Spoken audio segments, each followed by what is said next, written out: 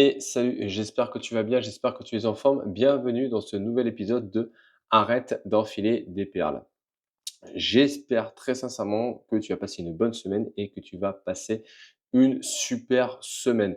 Là, je vais t'inviter juste à faire deux actions si ça t'intéresse et si tu cherches vraiment à perdre du poids. La première action, ça va être de penser à liker et à t'abonner à la page. La deuxième action, sache une chose, c'est que je prépare un challenge de 5 jours où je vais dévoiler l'intégralité de ma méthode. D'accord? Ce challenge est uniquement pour les femmes qui veulent vraiment perdre du poids et surtout je vais expliquer, et c'est uniquement pour les femmes qui veulent perdre du poids sans plus jamais le reprendre. Adieu l'effet yo-yo. D'accord? Ce challenge sera en ligne du 19 août au 23 août. Donc si tu es intéressé, je te mettrai le lien en bio dans la description. Tu auras juste à cliquer dessus pour nous rejoindre. Aujourd'hui, déjà, une grande chose qui peut être bien, ça fait enfin orage. J'en ai marre des chaleurs, il fait chaud, j'en peux plus. Donc, pour le coup, ça va faire du bien, que ça rafraîchisse un petit peu l'air, parce que alors très sincèrement, ça pique un peu. Au-delà de ça, aujourd'hui, j'avais envie de vous parler d'un sujet, qui peut être, peut-être vous êtes déjà posé la question. J'en ai beaucoup en rendez-vous qui vont me parler de la corde à sauter, qui ont déjà utilisé la corde à sauter pour pouvoir perdre du poids et dans la majorité des cas, ces femmes se sont blessées en faisant cette activité-là. Pourquoi? Parce que tout simplement, en fait, elles ne sont pas, entraînées, pour faire de la corde à sauter, tout simplement. Je vais parler déjà de mon cas pratique.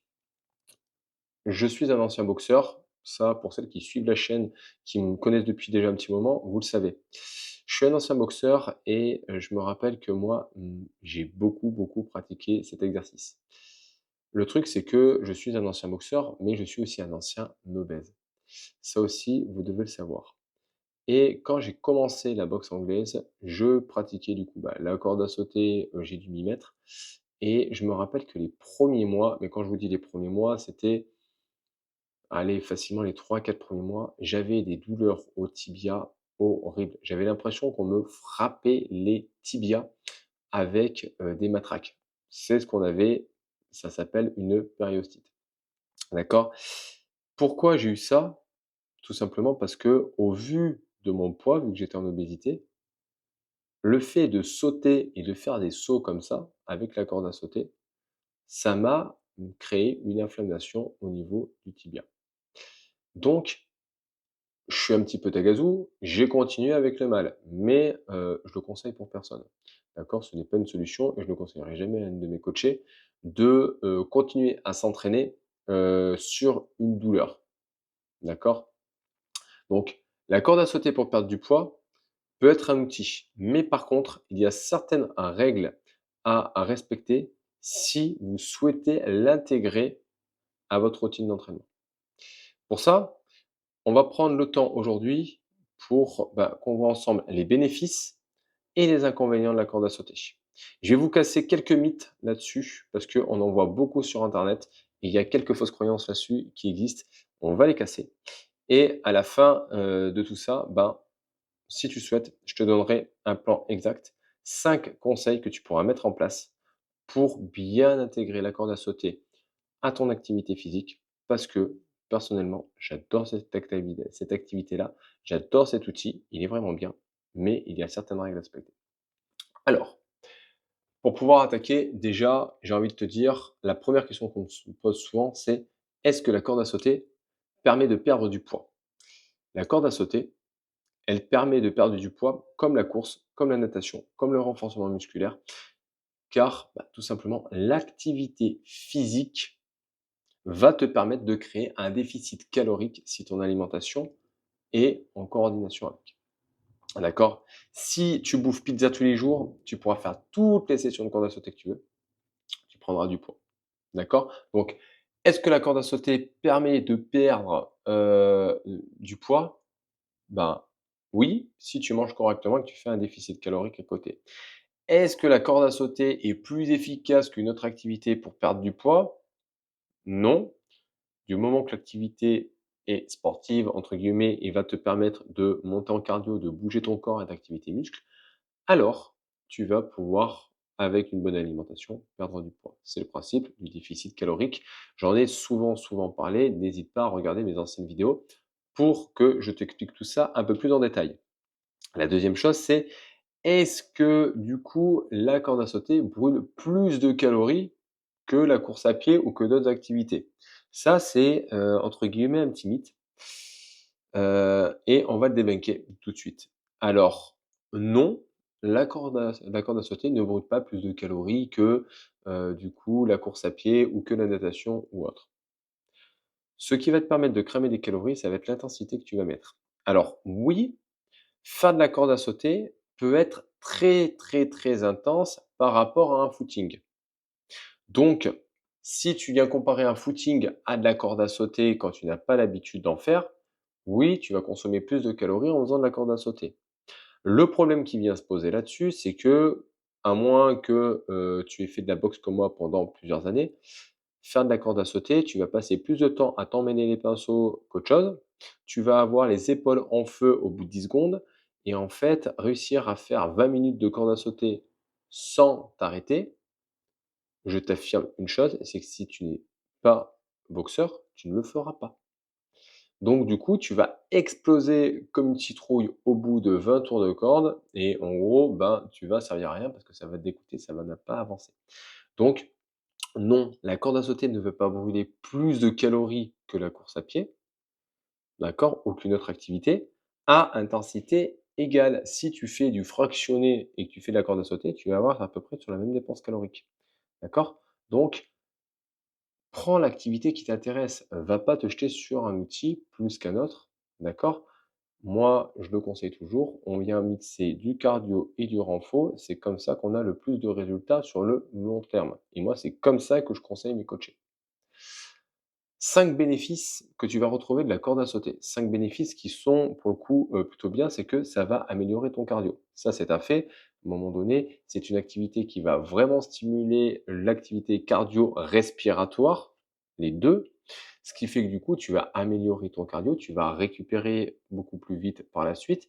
Donc c'est une activité qui est très intéressante par ça. C'est une activité aussi qui va améliorer ta coordination parce qu'il va falloir que tu coordonnes les mains avec les jambes et ça, c'est pas simple, d'accord? Mais du coup, c'est super pour la coordination des mouvements, c'est pour ça que les boxeurs, on vient souvent en faire, d'accord? Moi, généralement, le conseil que je donnais à ce niveau-là, c'était de mettre de la musique et de se coller sur la musique. Quand je faisais, faire de la corde à sauter à des enfants, je leur faisais chanter Une souris verte en même temps. Ce qui fait que du coup, ils s'amusaient, ils trouvaient ça drôle, mais du coup, ça permettait d'avoir un tempo, d'avoir un rythme. Donc du coup, beaucoup plus efficace. Troisième gros bénéfice, c'est pas cher. Alors concrètement, une corde à sauter, même de très bonne qualité, tu en as pour 20 balles. Ça va pas te ruiner, d'accord? Donc du coup, assez intéressante. Quatrième chose, ça va stimuler, ça va améliorer ton endurance. Parce que si tu en fais de manière régulière, automatiquement, tu vas stimuler, comme je t'ai dit, tes capacités cardio-respiratoires et donc du coup, tu vas booster ton endurance. Donc ça, c'est bien parce que c'est une activité que tu peux faire autant à l'intérieur qu'à l'extérieur et qui va pouvoir être complémentaire si tu fais, par exemple, des randonnées, si tu fais de la marche ou autre, ça va t'aider. 5e bénéfice, ça va améliorer aussi la densité osseuse au niveau du bas du corps, que ce soit au niveau de tes articulations, au niveau des chevilles, des genoux, du tibia, ça va améliorer parce que tous ces micros impacts vont venir du coup stimuler tes tissus osseux en créant des contraintes de cisaillement, d'accord? Et donc du coup, ton os quand il va se réparer, va devenir beaucoup plus solide. Imagine que quand tu fais de la corde à sauter, c'est comme les muscles, les os, tu viens faire des micro-fractures dans les os, d'accord? Et en ayant une alimentation équilibrée avec beaucoup de nutriments, tu vas venir à réparer ces os. Alors là, on est en dehors de faut manger des produits laitiers pour avoir du calcium pour renforcer les os. C'est pas comme ça que ça marche. Il faut avoir une alimentation équilibrée pour pouvoir venir aller chercher une reconstitution tissulaire au niveau des os et ça passe aussi par l'apport en protéines, en glucides, en lipides. D'accord? Dis-toi une chose, c'est comme les muscles. Donc, tu viens casser un tout petit peu les os et en fait, ben, l'architecte de ton corps vient du coup remettre du plâtre. et ça fonctionne aussi pour les muscles. Ben, tu viens casser un tout petit peu de muscles et en mangeant des protéines et en donnant les nutriments, et ben, tu viens reconsolider et tu viens avoir un muscle plus fort. OK? 5, par contre, gros inconvénients et j'aimerais que tu le comprennes et que tu le prennes en compte si tu choisis de mettre de la corde à sauter dans tes entraînements. La première, c'est le risque de blessure articulaire. Comme je t'ai dit, moi, j'ai eu des périostites, j'en ai vu plusieurs se faire les chevilles, d'accord? Déclencher, des, inflammations de la voûte plantaire, voire même des déchirures de la voûte plantaire parce qu'elles ne sont pas entraînées à faire de la corde à sauter. Et donc du coup, tu te bousilles. Dis-toi une chose, ça ne te viendrait pas à l'idée au début de, je sais pas, mais faire des sauts ou faire des montées de pied avec du poids. Mais dis-toi que ça semble une logique. On pense que quand on était enfant, on pouvait faire de la corde à sauter, ça fonctionnait, on avait pas mal. On n'est plus des enfants et on est en état d'obésité ou de surpoids, c'est dangereux. D'accord? Notre corps n'est pas entraîné. Quand tu es enfant, ton corps, il est entraîné à courir, à partir dans tous les sens. Il passe son temps à se casser et à se reconstruire. D'accord? Tu prends des enfants dans une course, c'est du stop and start. Ça passe son temps à courir, à s'arrêter, à courir, à s'arrêter. Nous, c'est fini ça. Donc si tu essayes de faire la même chose, tu vas te péter. D'accord? Donc, prends en garde si tu es en surpoids, l'activité type corde à sauter est à prendre avec des pincettes, tu risques de te blesser. La deuxième chose, faut dire ce qui est, sauter à la corde, c'est chiant, c'est monotone. À un moment donné, tu es sur place, tu es avec un et tu sautes et tu entends pam, pam, pam, pam, pam. C'est aussi chiant que si tu faisais un compte vélo devant la télé. Je suis désolé de le dire. Donc, à un moment donné, faut dire ce qui est, c'est monotone. Donc faire que de la corde à sauter pour perdre du poids parce que tu as pas de temps et que tu veux quelque chose de rapide, j'ai envie de te dire, si tu as pas le temps et que tu veux un truc de rapide, va faire une liposuction, tu gagneras du temps. Mais à un moment donné, si, ta problématique, c'est le manque de temps et que tu veux brûler un max de calories en un minimum de temps, ben, là, tu te mets droit dans l'œil. La perte de poids, c'est pas un sprint, c'est un marathon. Donc si tu essayes de faire les choses vite, vite, vite, eh ben, tu vas te foutre dans un mur. C'est tout ce que tu vas faire. Tu vas te blesser, tu vas abandonner, tu vas recommencer, tu vas faire le yo-yo. La troisième chose, le troisième gros inconvénient là-dessus, c'est la technique. À un moment donné, moi, il m'a fallu quasiment 1 mois, voire 2 mois de faire de la corde à sauter tous les jours pour pouvoir réussir à maîtriser la chose, à faire de la corde à sauter de manière fluide, sans que ça ressemble à un espèce de pachyderme qui essaye de sauter avec les 2 pieds. Avant de faire ça, il m'a fallu du temps et même là maintenant, j'en ai refait en Italie de la corde à sauter, ben, je me suis emmêlé les pinceaux assez rapidement parce que, ben, j'ai perdu l'habitude de le faire. Mais ça demande de la technique, de la coordination. D'accord? Donc, se lancer dans des slots de 20 minutes de corde à sauter, quand tu as jamais fait de corde à sauter, c'est débile. OK? La quatrième gros inconvénient, c'est que oui, tu peux en faire partout. Par contre, ça va te demander de l'espace un tout petit peu autour de toi et au-dessus de toi. D'accord? Donc si tu fais ça dans un appartement, je pense que tes voisins du dessous, ils vont pas tarder à te jeter des pierres. Si tu fais ça alors que le plafond est pas assez haut, attention aux lampadaires. Moi, ça m'est arrivé, c'est pas trop agréable. Donc ça va te demander à avoir un peu conscience de ton espace autour de toi pour être sûr que tu vas pas tuer quelqu'un. D'accord? Au passage, les marquages au sol, le fait de taper la corde régulièrement, ça va te défoncer le sol. Je te le dis. Donc voilà, avant d'intégrer ça, assure-toi d'être ça dans un garage pour être tranquille, OK? Ou alors tu fais ça en extérieur. Dernière chose, l'épuisement nerveux qui va avec. On s'en rend pas compte, mais l'épuisement nerveux qui va avec quand tu fais de la corde à sauter, parce que tu sautes, tu sautes, tu sautes, tu te concentres énormément au début. Tu viens solliciter, te crisper dans tellement de muscles que du coup, ça t'épuise aussi nerveusement de faire de la corde à sauter au départ. Ça te demande beaucoup, beaucoup, beaucoup de concentration. Et c'est aussi pour ça que ça a l'air aussi épuisant et c'est aussi pour ça que quand tu rattaques la corde à sauter et que tu en as pas fait depuis 30 ans parce que du coup, tu en faisais qu'à la cour de récré, tu es complètement défoncé. Parce que tout simplement, tu n'arrives pas à gérer ton rythme, tu n'arrives pas à gérer ta coordination et donc du coup, nerveusement, tu es out. Donc pas forcément très, très intéressant. Une fois qu'on a dit tout ça, tu as le pour, tu as le contre. Moi, je trouve que c'est une activité qui peut être très bien à mettre en place sous certaines conditions. D'accord? Je vais te donner 5 conseils. 5 conseils, si tu les mets en place, tu peux intégrer la corde à sauter. Si tu en fais qu'à ta tête et que tu te blesses, eh ben, tu auras qu'à pleurer. Si tu penses que l'enjeu n'en vaut pas la chandelle, bah, écoute, à la limite, tu fais de la course à pied, tu fais du vélo, en cardio, ça va très bien. D'accord? Le premier conseil, c'est d'être progressif. D'accord? On ne passe pas de, on va dire 20 de rien du tout à 20 minutes de corde à sauter par semaine. Non, non, non. On passe de rien du tout à peut-être 30 secondes de corde à sauter. D'accord? 30 secondes de corde à sauter, 1 minute de récup, 30 secondes de corde à sauter, 1 minute de récup. Question de maîtriser le mouvement. Question de laisser le temps à ton corps de intégrer les choses. D'accord? C'est pour ça que, la corde à sauter, je te déconseille de la mettre toute seule, mais mon deuxième conseil vient là. Viens intégrer la corde à sauter à du renforcement musculaire en circuit training, ce qui te permettra d'avoir une activité cardiovasculaire au milieu de renforcement musculaire et en petite dose. Donc si tu fais un atelier par exemple de 40 secondes de travail, 20 secondes de récup sur 5 ateliers, ça va te laisser 30 secondes, 40 secondes de corde à sauter pour quasiment 5 minutes de récup. Ça laissera le temps à tes articulations de récupérer et autres. Donc voilà. Troisième chose, c'est utilise de bonnes chaussures comme la course la course. Ne pars pas pieds nus comme les box taille. Ne pars pas avec tes chaussures que tu as remis au placard et que tu ressors 2 fois par an. Achète-toi une bonne paire de chaussures. Quand tu vas sur Clermont, tu as Athlé Running, ils sont très bien. Ils vont te conseiller des bonnes paires de chaussures avec un bon amorti, avec ce qu'il faut, ce qui va te permettre d'éviter de te blesser de nouveau et de faire trop d'impact d'un coup. Troisième, quatrième chose, pense à t'échauffer. À un moment donné, oui, la corde à sauter mérite un échauffement qui va avec.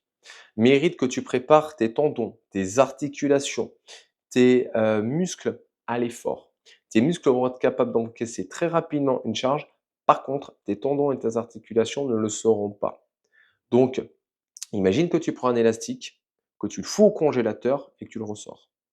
Ça, c'est ton tendon d'Achille. Si tu le prends, que tu tires dessus comme un malade, il va péter. Ça a beau être un élastique, il va péter.